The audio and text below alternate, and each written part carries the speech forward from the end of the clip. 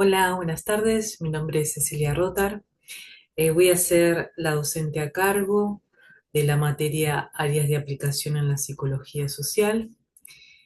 Y en este espacio quiero invitarlos a reflexionar antes de nuestro encuentro sincrónico sobre un concepto central que trata la psicología social, que es lo grupal.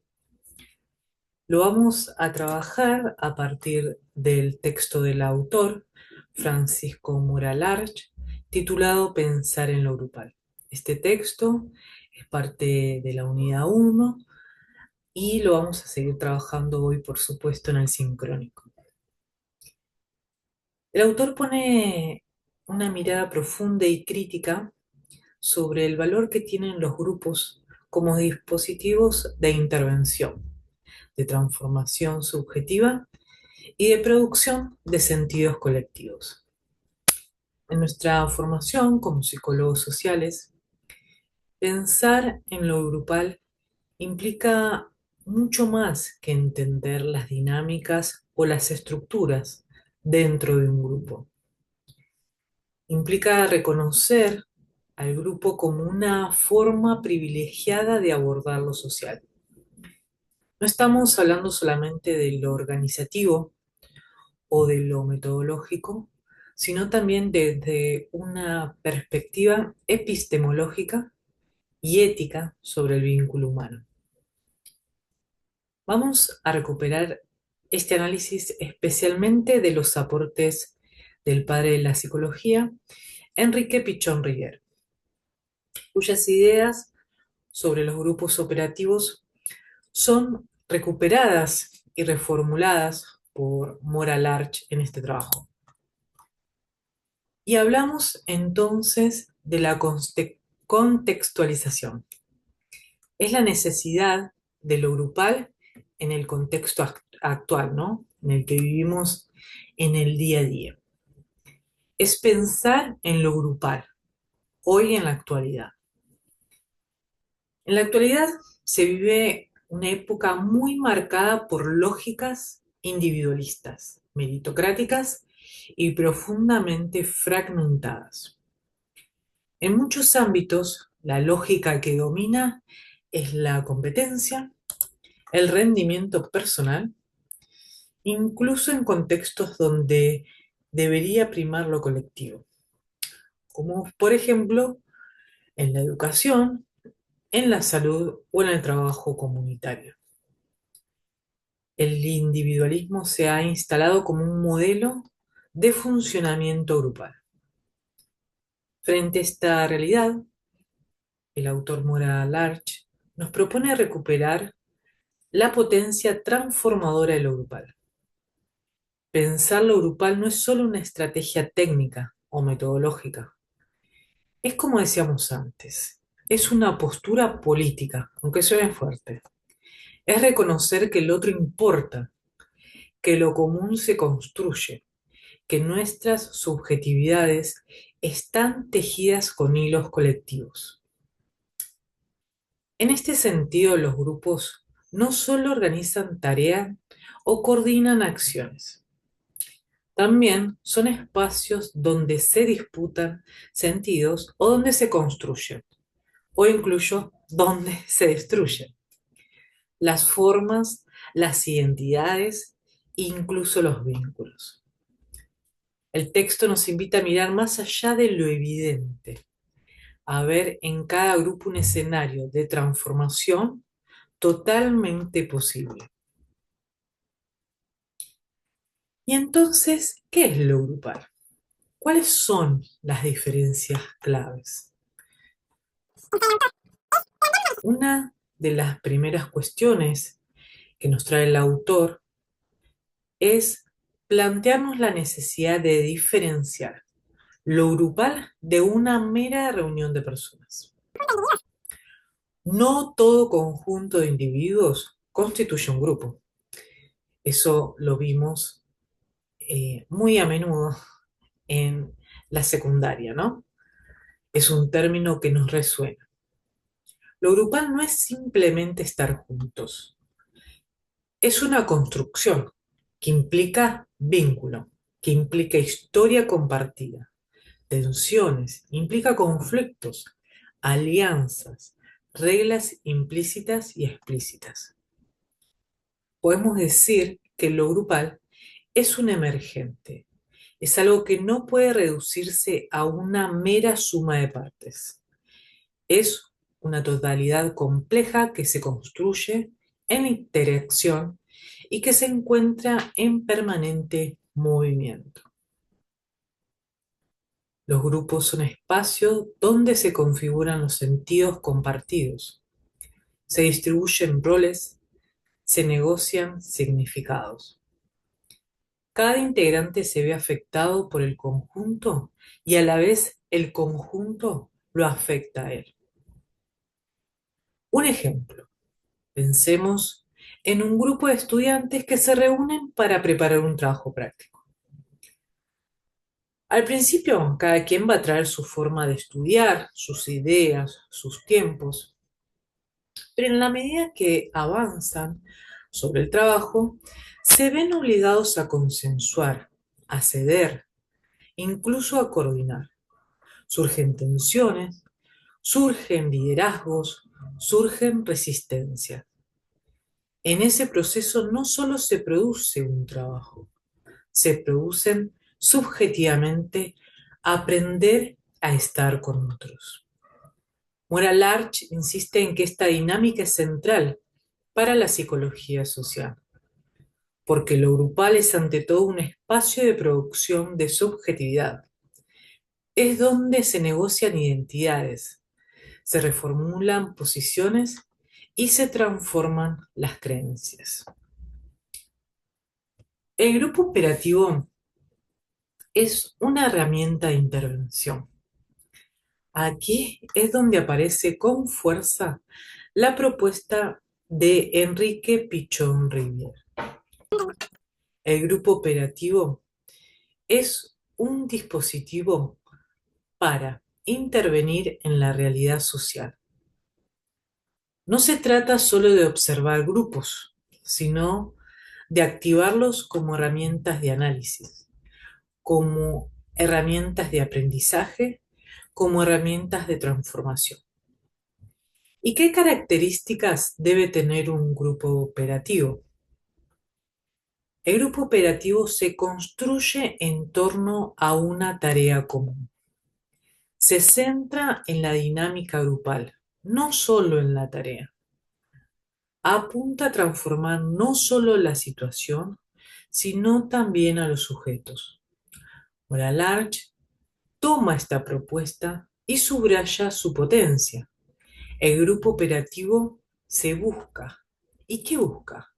Visibilizar lo implícito, es decir, aquellas tensiones, mandatos, prejuicios o estructuras que operan silenciosamente.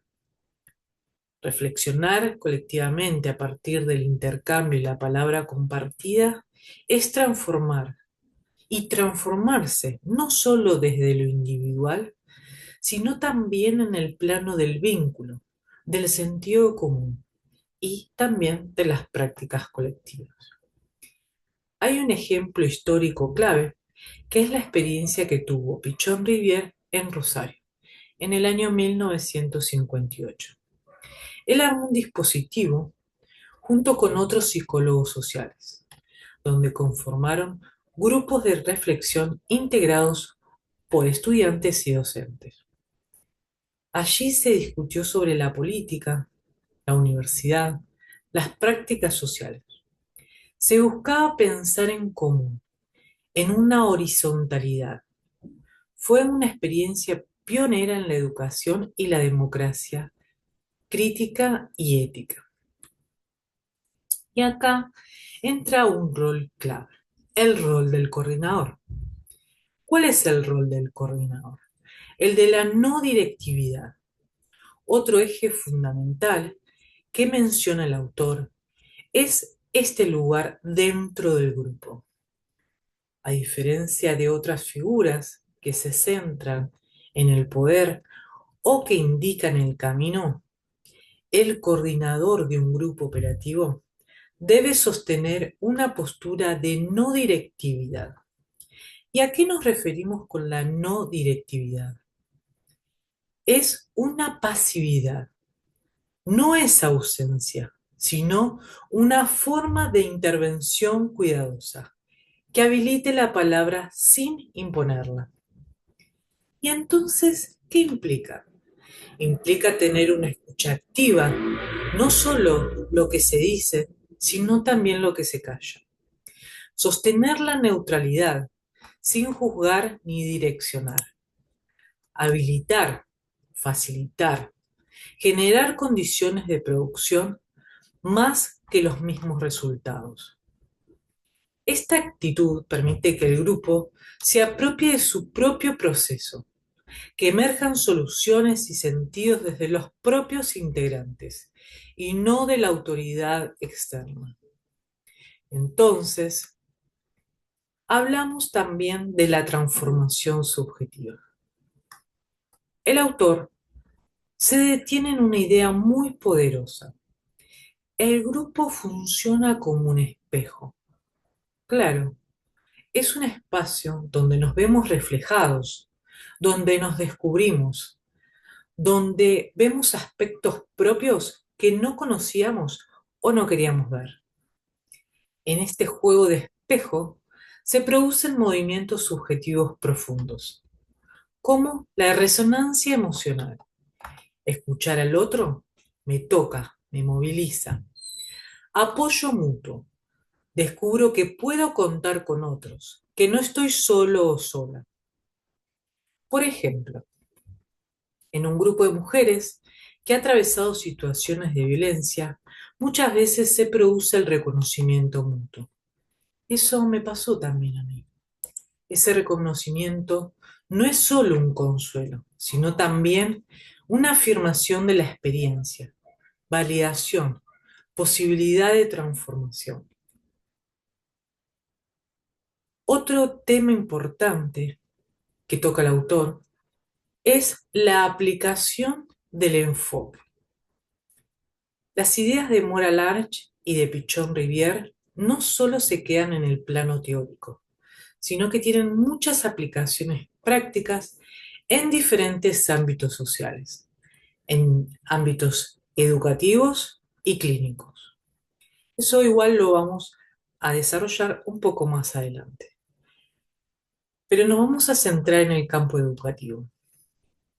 El enfoque grupal en este campo permite trabajar la enseñanza no solo como una transmisión vertical, sino como una construcción colectiva de conocimiento. En grupos operativos educativos, los estudiantes no solo son receptores pasivos, sino son protagonistas de su propio proceso de aprendizaje. ¿Y esto qué promueve? Promueve mayor implicación emocional y cognitiva, promueve el desarrollo y el pensamiento crítico, promueve el aprendizaje colaborativo basado en la interdependencia positiva. Por ejemplo, en una escuela secundaria, donde hay alta deserción, un equipo docente podría trabajar, por ejemplo, desde un grupo operativo con estudiantes para identificar cuáles son las causas, proponer alternativas y construir nuevas formas de habitar en la institución. Por ejemplo, en el ámbito de la salud mental, los grupos terapéuticos basados en este enfoque permiten construir un espacio de validación, contención y elaboración compartida. A diferencia de otros modelos, acá no se trata de curar, sino de acompañar en procesos grupales de transformación. En el campo organizacional, por ejemplo, si quisieran trabajar en una empresa, estas no están exentas de conflicto. Hay tensiones internas, hay desgaste emocional. Los grupos operativos permiten intervenir, no desde la lógica de la jerarquía, sino desde la horizontalidad, el análisis de la tarea y de la revisión de roles. Moral insiste que el trabajo grupal no solo tiene efectos subjetivos, o funcionales, sino que también políticos. Es una práctica que cuestiona el orden establecido, que habilita la participación, que rompe con los modelos autoritarios de conducción y permite el empoderamiento colectivo. En este sentido, coordinar un grupo no es simplemente conducirlo, sino generar condiciones para que la palabra circule, para que las subjetividades se expresen y se reconozcan mutuamente. La ética del coordinador se basa no solo en el proceso grupal, sino en la escucha sin juicio, en el sostén del conflicto como motor de cambio y en la confianza de la capacidad del grupo para transformarse y transformar su realidad. Como psicólogos sociales o futuros psicólogos sociales, esta dimensión debe estar siempre presente en nuestras intervenciones. No trabajamos con individuos aislados, sino con sujetos en situación de una trama social compleja. Y es desde ahí que pensamos en lo grupal. Lo grupal entonces es una práctica transformadora. Pensar en lo grupal es pensar en comunidad, en transformación subjetiva. Como futuros profesionales tenemos que tener claro cómo intervenir desde el grupo. Y ahora los invito a pensar en cómo aplicarían en su práctica lo grupal. Y les dejo una pregunta.